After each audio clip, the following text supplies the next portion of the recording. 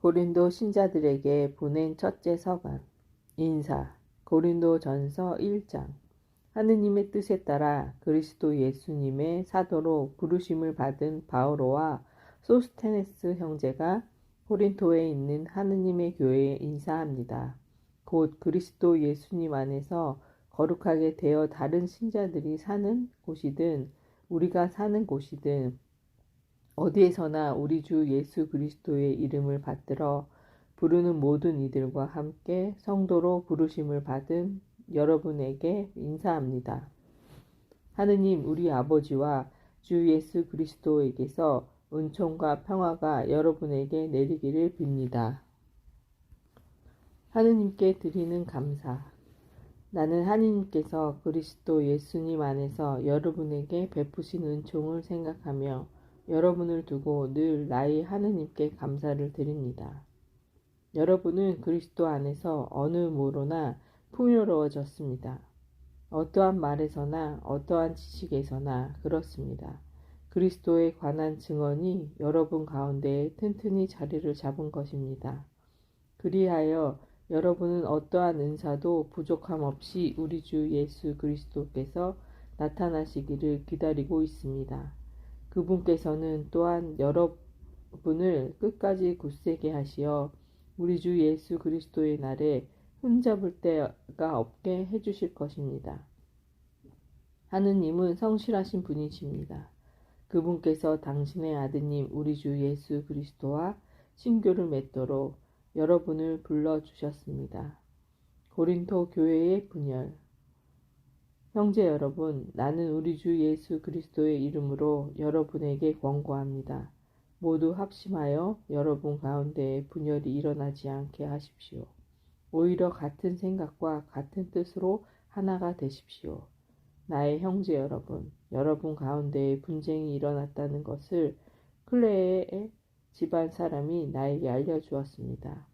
다름 아니라 여러분이 저마다 나는 바오로 편이다. 나는 아폴로 편이다. 나는 케파 편이다. 나는 그리스도 편이다. 하고 말하는 것입니다. 그리스도께서 갈라지셨다는 말입니까? 바오로가 여러분을 위하여 십자가에 못 박히기라도 하였습니까? 아니면 여러분의 바오로의 이름으로 세례를 받았습니까? 나는 여러분 가운데 크리스포스와 가이오스 외에는 아무에게도 세례를 주지 않는 일을 두고 하느님께 감사를 드립니다. 그러니 아무도 여러분이 내 이름으로 세례를 받았다고 말할 수가 없습니다. 내가 스테파나스 집안 사람들에게도 세례를 주기는 하였습니다. 그 밖에는 다른 누구에게도 세례를 준 기억이 없습니다.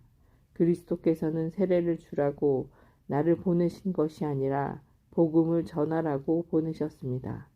그리고 이 일을 말재주로 하라는 것이 아니었으니 그리스도의 십자가가 헛되지 않게 하려는 것입니다.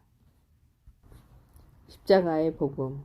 멸망할 자들에게는 십자가에 관한 말씀이 어리석은 것이 있지만 구원을 받을 우리에게는 하느님의 힘입니다. 사실 성경에도 이렇게 기록되어 있습니다. 나는 지혜롭다는 자들의 지혜를 부수어 버리고 슬기롭다는 자들의 슬기를 치워 버리라는 지혜로운 자가 어디에 있겠습니까? 율법학자가 어디에 있습니까? 이 세상의 논객이 어디 있습니까? 하느님께서 세상의 지혜를 어리석은 것으로 만들어 버리지 않으셨습니까? 사실 세상은 하느님의 지혜를 보면서도 자기의 지혜로운 하나님을 알아보지 못하였습니다. 그래서 그분께서는 복음 선포의 어리석음을 통하여 믿는 이들을 구원하기로 작정하셨습니다. 유다인들은 표징을 요구하고 그리스도인들은 지혜를 찾습니다. 그러나 우리는 십자가에 못 박히신 그리스도를 선포합니다. 그리스도는 유다인들에게 걸림돌이고 다른 민족들에게는 어리석임입니다. 그렇지만 유다인이든 그리스도인이든 부르심을 받은 이들에게 그리스도는 하느님의 힘이시며 하느님의 지혜이십니다. 하느님의 어리석음이 사람보다 더 지혜롭고 하느님의 약함이 사람보다 더 강하기 때문입니다. 형제 여러분, 여러분이 부르심을 받았을 때를 생각해 보십시오. 속된 기준으로 보아 지혜로운 이가 많지 않았고 유력한 이도 많지 않았으며 가문이 좋은 사람도 많지 않았습니다. 그런데 하느님께서는 지혜로운 자들을 부끄럽게 하시려고 이 세상의 어리석은 것을 선택하셨습니다. 그리고 하느님께서는 강한 것을 부끄럽게 하시려고 이 세상의 약한 것을 선택하셨습니다. 하느님께서는 있는 것을 무력하게 만드시려고 이 세상에 비천한 것과 천대받는 것, 곧 없는 것을 선택하셨습니다. 그리하여 어떠한 인간도 하느님 앞에서 자랑하지 못하게 하셨습니다. 그러나 하느님께서는 여러분을 그리스도 예수님 안에 살게 해주셨습니다. 그리스도께서는 우리에게 하느님에게서 오는 지혜가 되시고 의로움과 거룩함과 속량이 되셨습니다. 그래서 성경에도 자랑하려는 자는 주님 안에서 자랑하라고 기록되어 있습니다. 십자가에 못 박히신 그리스도를 선포하다. 고린도전서 2장. 형제 여러분, 나도 여러분에게 갔을 때에 뛰어난 말이나 지혜로 하느님의 신비를 선포하려고 가지 않았습니다. 나는 여러분 가운데에 있으면서 예수 그리스도 곧 십자가에 못 박히신 분 외에는 아무것도 생각하지 않기로 결심하였습니다. 사실 여러분에게 갔을 때에 나는 약했으며 두렵고 또 무척 떨렸습니다.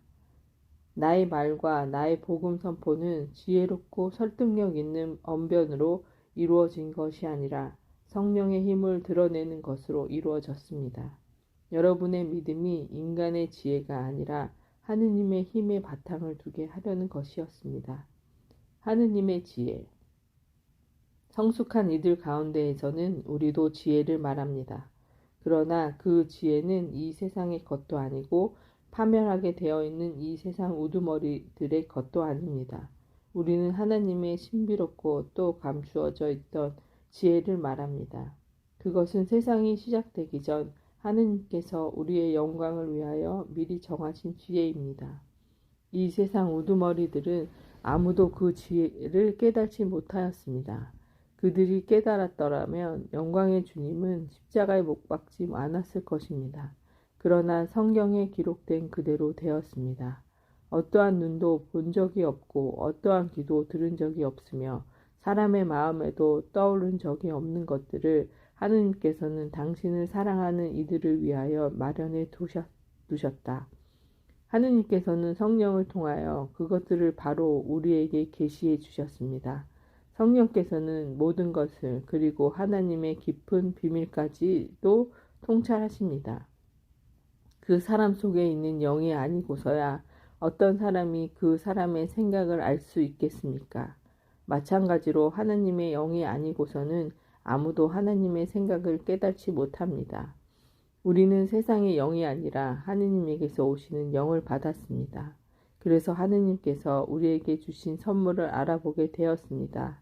우리는 이 선물에 관하여 인간의 지혜가 가르쳐 준 것이 아니라 성령께서 가르쳐 주신 말로 이야기합니다. 영적인 것을 영적인 표현으로 설명하는 것입니다. 그러나 현재적 인간은 하느님의 영에게서 오는 것을 받아들이지 않습니다. 그러한 사람에게는 그것이 어리석음이기 때문입니다. 그것은 영적으로만 판단할 수 있기에 그러한 사람은 그것을 깨닫지 못합니다. 영적인 사람은 모든 것을 판단할 수 있지만 그 자신은 아무에게도 판단받지 않습니다. 누가 주님의 마음을 알아 그분을 가르칠 수 있겠습니까? 그러나 우리는 그리스도의 마음을 지니고 있습니다. 복음 선포자의 역할. 고린도전서 3장. 형제 여러분, 여러분에게 이야기할 때 나는 여러분을 영적이 아니라 육적인 사람, 곧 그리스도 안에서는 어린 아이와 같은 사람으로 대할 수밖에 없었습니다. 나는 여러분에게 젖만 먹였을 때 단단한 음식은 먹이지 않았습니다.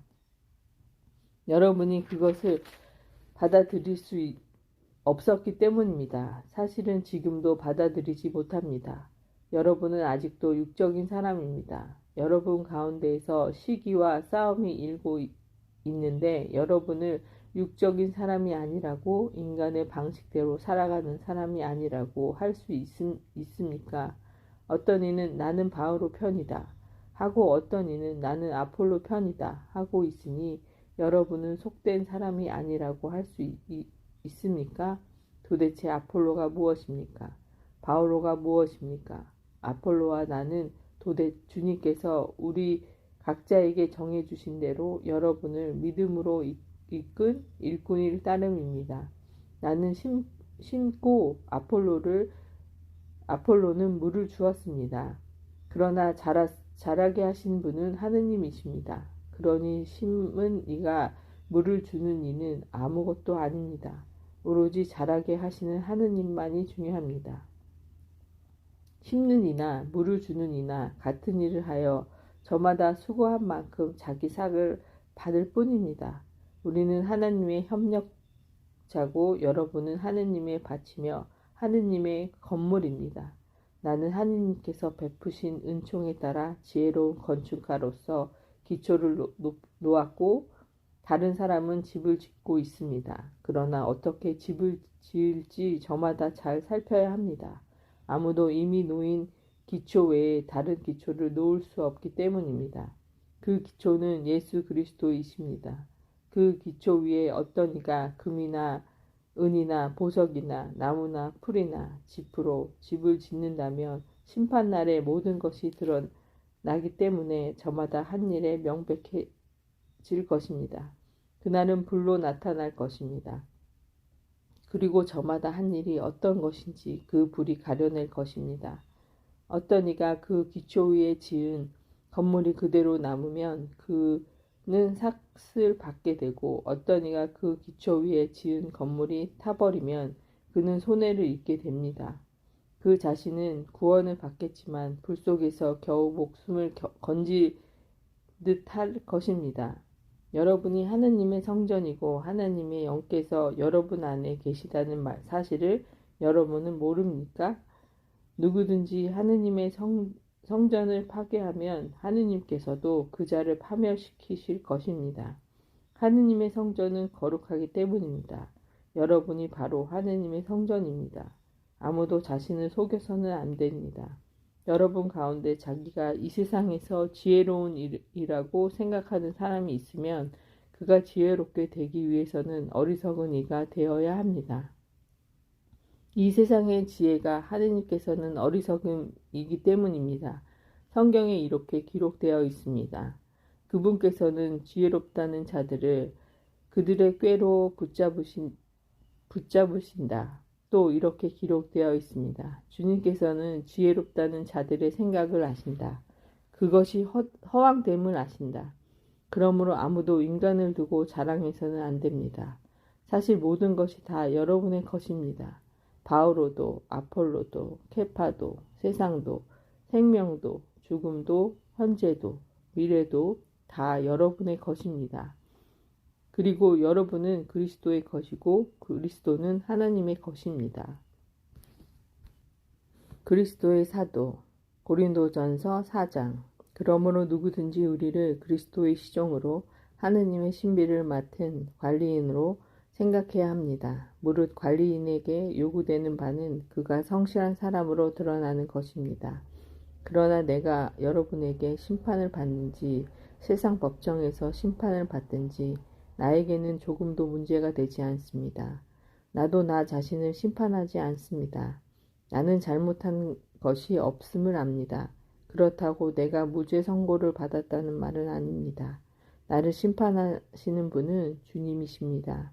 그러므로 주님께서 오실 때까지 미리 심판하지 마십시오. 그분께서 어둠 속에서 숨겨진 것을 밝히시고 마음속 생각을 드러내실 것입니다. 그때 저마다 하느님께 칭찬을 받을 것입니다. 형제 여러분, 나는 여러분을 위하여 이 모든 것을 나 자신과 아폴로에게 적용시켜 이야기하였습니다. 여러분이 기록된 것에서 벗어나지 마라. 한 가르침을 우리에게 배워 저마다 한쪽은 얕보고 다른 쪽은 편들면서 우쭐거리는 일이 없게 하려는 것입니다. 누가 그대를 남다르게 보아줍니까? 그대가 가진 것, 가운데에서 받지 않은 것이 어디 있습니까? 모두 받은 것이라면 왜 받지 않은 것이냐 자랑합니까? 여러분은 벌써 배가 불렀습니다. 벌써 부자가 되었습니다. 여러분은 우리를 제쳐두고 이미 임금이 되었습니다. 여러분이 정말 임금이 되었으면 좋겠습니다. 우리도 여러분과 함께 임금이 될 수 있게 말입니다. 내가 생각하기에 하느님께서는 우리 사도들을 사형 선고를 받은 자처럼 가장 보잘것없는 사람으로 세우셨습니다. 그래서 우리가 세상과 천사들과 사람들에게 구경거리가 된 것입니다. 우리는 그리스도 때문에 어리석은 사람이 되고 여러분은 그리스도 안에서 슬기로운 사람이 되었습니다. 우리는 약하고 여러분은 강합니다. 여러분은 명예를 누리고 우리는 멸시를 받습니다. 지금 이 시간까지도 우리는 줄이고 목마르고 헐벗고 매맞고 집 없이 떠돌아다니고 우리 손으로 애써 일합니다.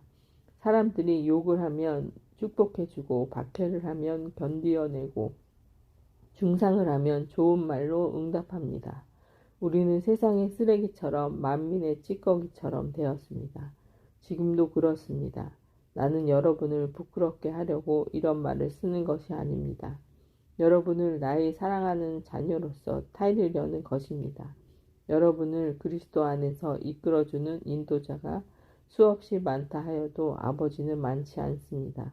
그리스도 예수님 안에서 내가 복음을 통하여 여러분의 아버지가 되었습니다.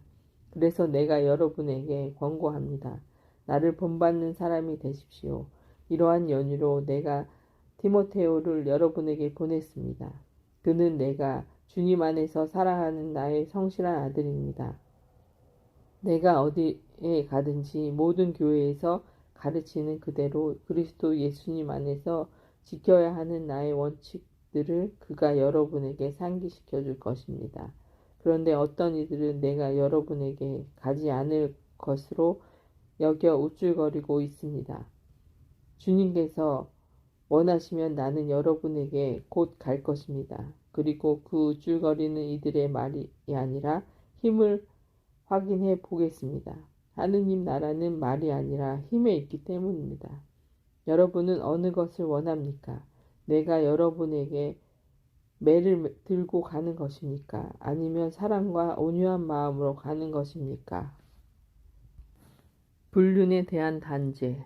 고린도전서 5장. 사실은 여러분 가운데서 불륜이 저질러진다는 소문이 들립니다.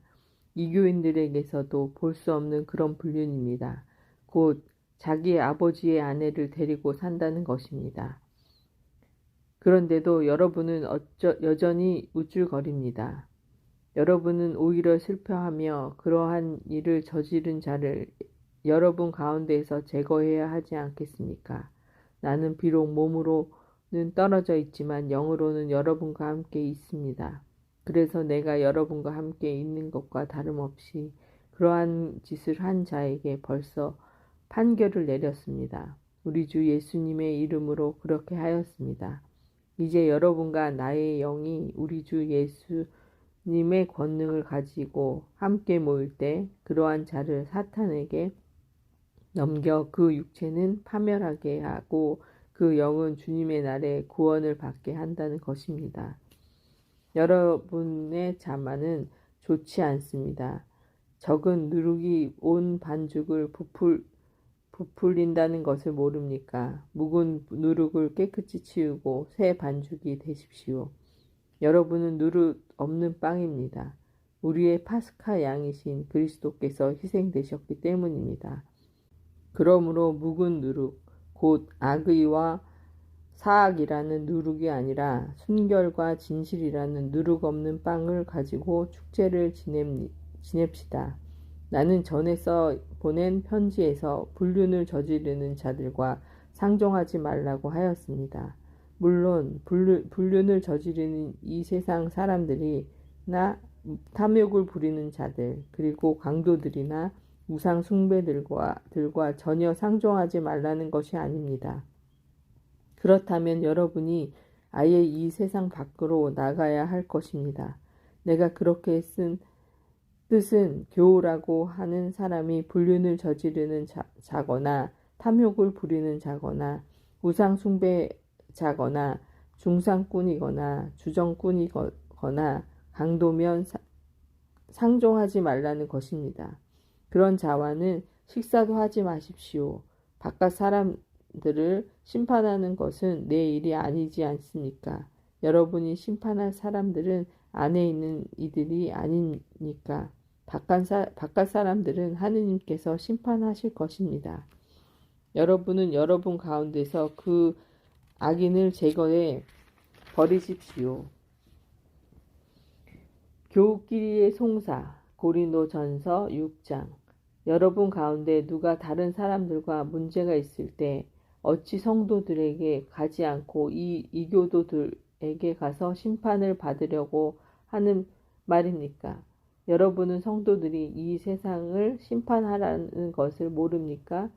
세상이 여러분에게 심판을 받아야 할 터인데 여러분은 아주 사소한 송사도 처리할 능력이 없다는 말입니까? 우리가 천사들을 심판하라는 것을 모릅니까? 하물며 일상의 일이야 더 말할 나위가 없지 않습니까? 그런데 이런 일상이 송사가 일어날 경우에도 여러분은 교회에서 업신여기는 자들을 재판관으로 앉힌다는 말입니까? 나는 여러분을 부끄럽게 하려고 이 말을 합니다. 여러분 가운데에는 형제들 사이에서 시비를 가려줄 만큼 지혜로운 이가 하나도 없습니까? 그래서 형제가 형제에게 그것도 불신자들 앞에서 재판을 겁니다. 그러므로 여러분이 서로 고소한다는 것부터가 이미 그릇된 일입니다. 왜 차라리 불의를 그냥 받아들이지 않습니까?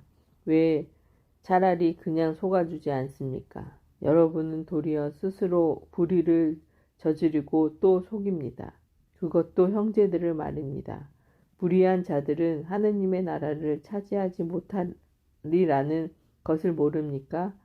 착각하지 마십시오. 불륜을 저지르는 자도 우상숭배자도 간음하는 자도 남창도 비역하는 자도 도둑도 탐욕을 부르는 자도 주정꾼도 중상꾼도 강도도 하나님의 나라를 차지하지 못합니다. 여러분 가운데에도 이런 자들이 덜어 있습니다. 그러나 여러분은 주 예수 그리스도의 이름과 우리 하느님의 영으로 깨끗이 씻겨졌습니다. 그리고 거룩하게 되었고 또 의롭게 되었습니다. 불륜과 그리스도인의 자유. 나에게는 모든 것이 허용된다. 하지만 모든 것이 유익하지는 않습니다. 나에게는 모든 것이 허용됩니다. 그러나 나는 아무것도 나를 좌우하지 못하게 하겠습니다. 음식은 배를 위하여 있고 배는 음식을 위하여 있다. 하지만 하느님께서는 이것도 저것도 다 없애 버리실 것입니다. 몸은 불륜이 아니라 주님을 위하여 있습니다. 그리고 몸을 위해 주시는 분은 주님이십니다. 하느님께서 주님을 다시 일으키셨으니 우리도 당신의 힘으로 다시 일으키실 것입니다. 여러분의 몸이 그리스도의 자체라는 것을 모릅니까? 그런데 그리스도의 지체를 떼어다가 탕녀의 지체로 만들 수 있겠습니까? 결코 그럴 수 없습니다. 아니면 탕녀와 결합하는 자는 그와 한 몸이 된다는 것을 모릅니까? 둘이 한 몸이 된다는 말씀이 있습니다. 그러나 주님과 결합하는 이는 그분과 한 영이 됩니다. 불륜을 멀리 하십시오. 사람이 짓는 다른 모든 죄는 몸 밖에서 이루어지지만 불륜을 저지르는 자는 자기 몸에 죄를 짓는 것입니다. 여러분의 몸이 여러분 안에 계시는 성령의 성전임을 모릅니까? 그 성전을 여러분이 하느님께서에게서 받았고 또 여러분은 여러분 자신의 것이 아님을 모릅니까? 하느님께서 값을 치르고 여러분을 속량해 주셨습니다. 그러니 여러분의 몸으로 하나님을 영광스럽게 하십시오. 혼인 문제 고린도전서 7장. 이제 여러분이 써 보낸 것들에 관하여 말하겠습니다. 남자는 여자와 관계를 맺지 않는 것이 좋다. 하지만 불륜의 위험이 있으니 모든 남자는 아내를 두고 모든 여자는 남편을 두십시오. 남편은 아내에게 의무를 이행하고 마찬가지로 아내는 남편에게 의무를 이행해야 합니다. 아내의 몸은 아내가 아니라 남편의 것이고 마찬가지로 남편의 몸은 남편이 아니라 아내의 것입니다. 서로 상대방의 요구를 물리치지 마십시오. 다만 기도에 전념하려고 얼마 동안 합의한 경우에는 예외입니다. 그 뒤에 다시 합치십시오. 여러분이 절제하지 못하는 틈을 타 사탄이 여러분을 유혹할 수 있기 때문입니다. 그러나 그렇게 합의하여도 괜찮다는 뜻이지 명령하는 것은 아닙니다. 나는 모든 사람이 나와 같아지기를 바랍니다. 그러나 이 사람은 이런 은사, 저 사람은 저런 은사, 저마다 하느님에게서 고유한 은사를 받습니다. 혼자 사는 이들과 과부들에게 말합니다. 그들은 나처럼 그냥 지내는 것이 좋습니다. 그러나 자제할 수 없으면 혼인하십시오. 욕정에 불타는 것보다 혼인하는 편이 낫습니다. 혼인한 이들에게 분부합니다. 내가 아니라 주님께서 분부하시는 것입니다. 아내는 남편과 헤어져서는 안 됩니다. 만일 헤어졌으면 혼자 지내든가 남편과 화해해야 합니다. 그리고 남편은 아내를 버려서는 안 됩니다. 그 밖의 사람들에게서는 주님이 아니라 내가 말합니다. 어떤 형제에게 신자 아닌 아내가 있는데 그 아내가 계속 남편과 함께 살기를 원하면 그 아내를 버려서는 안 됩니다. 또 어떤 부인에게 신자 아닌 남편이 있는데 그가 계속 아내와 함께 살기를 원하면 그 남편을 버려서는 안 됩니다. 신자 아닌 남편은 아내로 말미암아 거룩해졌고 신자 아닌 아내는 그 남편으로 말미암아 거룩해졌기 때문입니다. 그렇지 않으면 여러분의 자녀도 더러울 터이지만 사실은 그들도 거룩합니다. 그러나 신자 아닌 쪽에서 헤어지겠다면 헤어지십시오. 그러한 경우에는 형제나 자매가 속박을 받지 않습니다. 하느님께서는 여러분을 평화롭게 살라고 부르셨습니다. 아내된 이여 그대가 남편을 구원할 수 있을지 혹시 압니까? 그리고 남편된 이여 그대가 아내를 구원할 수 있을지 혹시 압니까? 주님께서 정해주신 삶. 아무튼 주님께서 각자에게 정해주신 대로 하느님께서 각자를 부르셨을 때의 상태대로 살아가십시오. 이것이 내가 모든 교회에 내리는 지시입니다. 누가 할례 받은 몸으로 부르심을 받았습니까? 할례 받은 흔적을 없애려고 하지 마십시오. 누가 할례 받지 않은 몸으로 부르심을 받았습니까? 할례를 받으려고 하지 마십시오.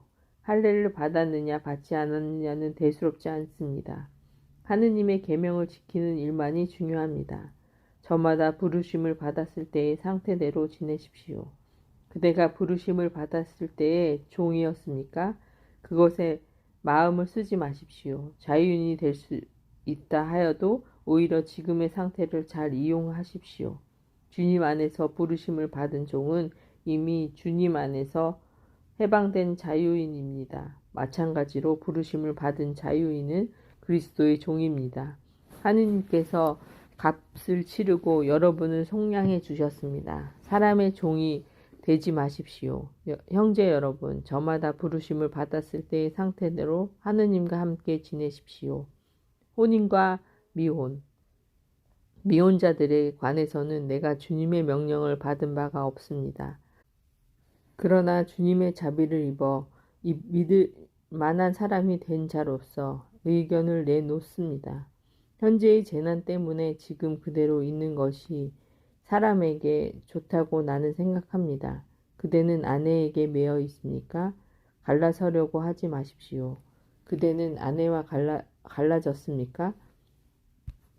아내를 얻으려고 하지 마십시오. 그러나 그대가 혼인하더라도 죄를 짓는 것은 아닙니다. 또 처녀가 혼인하더라도 죄를 짓는 것은 아닙니다. 그러나 그렇게 혼인하는 이들은 현세의 고통을 겪을 것입니다. 나는 여러분이 그것을 면하게 하고 싶습니다. 형제 여러분, 내가 말하는 것은 이것입니다. 때가 얼마 남지 않았습니다. 이제부터 아내가 있는 사람은 아내가 없는 사람처럼, 우는 사람은 울지 않는 사람처럼, 기뻐하는 사람은 기뻐하지 않는 사람처럼, 물건을 산 사람은 그것을 가지고 있지 않은 사람처럼, 세상을 이용하는 사람은 이용하지 않는 사람처럼 사십시오. 이 세상의 형체가 사라지고 있기 때문입니다. 나는 여러분이 걱정 없이 살기를 바랍니다. 혼인하지 않는 남자는 어떻게 하면 주님을 기쁘게 해드릴 수 있을까 하고 주님의 일을 걱정합니다. 그러나 혼인한 남자는 어떻게 하면 아내를 기쁘게 할 수 있을까 하고 세상 일을 걱정합니다. 그래서 그는 마음이 갈라집니다. 남편이 없는 여자와 처녀는 몸으로나 영으로나 거룩해지려고 주님의 일을 걱정합니다. 그러나 혼인한 여자는 어떻게 하면 남편을 기쁘게 할 수 있을까 하고 세상 일을 걱정합니다. 나는 여러분 자신의 이익을 위하여 이 말을 합니다. 여러분에게 굴레를 씌우려는 것이 아니라 아무런 방해도 받지 않고서 품위 있고 충실하게 주님을 섬기게 하려는 것입니다. 어떤 사람이 자기 약혼녀에게 잘못한다는 생각이 들고 열정까지 넘쳐 혼인해야 한다면 원하는 대로 하십시오. 그가 죄를 짓는 것이 아니니 그 두 사람은 혼인하십시오. 그러나 마음속으로 뜻을 단단히 굳히고 어떠한 강요도 없이 자기의 의지를 제어할 힘이 있어서 약혼녀를 그대로 두겠다고 마음속으로 작정하였다면 그것은 잘하는 일입니다. 이와 같이 자기 약혼녀와 혼인하는 사람도 잘하는 것이지만 혼인하지 않는 사람은 더 잘하는 것입니다. 과부의 재혼. 아내는 남편이 살아있는 동안 남편에게 매여 있습니다. 그러나 남편이 죽으면 자기가 원하는 남자와 혼인할 자유가 있습니다. 다만 그 일은 주님 안에서 이루어져야 합니다. 그러나 내 의견으로는 과부도 그대로 지내는 것이 더 행복합니다. 나 역시 하느님의 영을 모시고 있다고 생각합니다. 우상에게 바쳤던 재물. 고린도전서 8장. 우상에게 바쳤던 재물에 관하여 말하겠습니다. 우리 모두 지식이 있다는 것을 우리도 압니다. 그러나 지식은 교만하게 하고 사랑은 성장하게 합니다. 자기가 무엇을 안다고 생각하는 사람은 마땅히 알아야 할 것을 아직 알지 못합니다. 그러나 하나님을 사랑하는 사람은 하나님께서도 그를 알아주십니다. 그런데 우상에게 바쳤던 재물과 관련하여 우리는 세상에 우상이란 없다는 것과 하나님은 한 분밖에 계시지 않는다는 것을 알고 있습니다. 하늘에도 땅에도 이른바 신들이 있다 하지만 과연 신도 많고 주님도 많습니다만 우리에게는 하느님의 아버지 한 분이 계실 뿐입니다. 모든 것이 그분에게서 나왔고 우리는 그분을 향하여 나아갑니다. 또 주님은 예수 그리스도 한 분이 계실 뿐입니다. 모든 것이 그분으로 말미암아 있고 우리도 그분으로 말미암아 존재합니다. 그렇지만 누구나 다 지식이 있는 것은 아닙니다. 어떤 이들은 아직까지도 우상에 익숙해져 있기 때문에 우상에게 바쳤던 재물을 정말로 그렇게 알고 먹습니다. 그리고 그들의 약한 양심이 더럽혀집니다. 음식이 우리를 하느님께 가까이 데려다 주지 않습니다. 그것을 먹지 않는다면 우리의 형편이 나빠지는 것도 아니고 그것을 먹는다고 우리의 형편이 나아지는 것도 아닙니다. 다만 여러분의 이 자유가 믿음이 약한 이들에게 장애물이 되지 않도록 조심하십시오.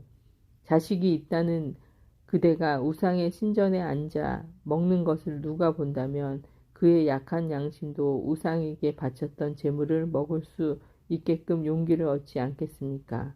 그래서 약한 사람은 그대의 지식 때문에 멸망하게 됩니다. 그리스도께서는 그 형체를 위해서도 돌아가셨습니다. 여러분이 이렇게 형제들에게 죄를 짓고 약한 그들의 양심에 상처를 입히는 것은 그리스도께 죄를 짓는 것입니다. 그러므로 음식이 내 형제를 죄짓게 한다면 나는 내 형제를 죄짓게 하지 않도록 차라리 고기를 영영 먹지 않겠습니다. 하느님의 말씀입니다. 아멘.